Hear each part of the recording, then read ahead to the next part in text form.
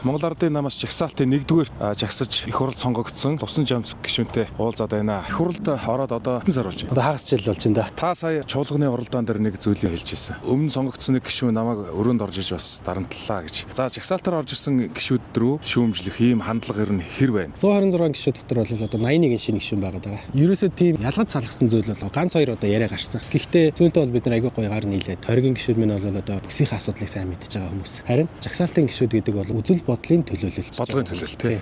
Бодлогын төлөөлөлөд байгаа. 126 болсноор гишүүдийн дуу хоолой маш олон үзэл бодлоор гарч ижээ. Зүгээр нэг ийм шүүмжил байдаг шүү дээ. Жагсаалтын гишүүд бол намын одоо амьд коноп гэдэг. Тань дээр эрхчлөө хэр вэ? Би ярин ороод жоохон гайхал юм л да.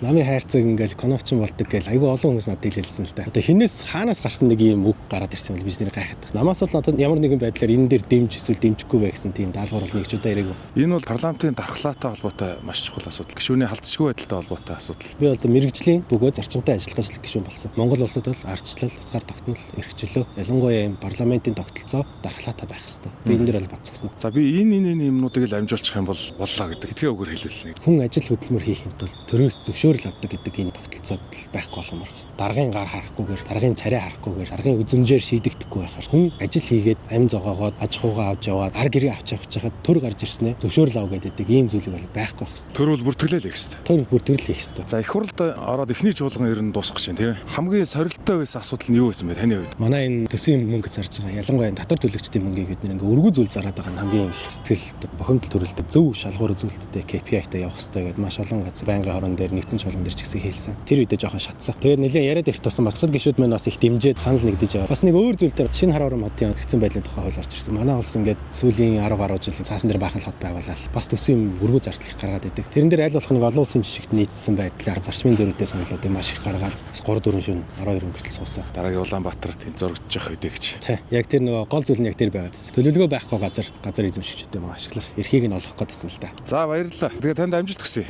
За баярлалаа.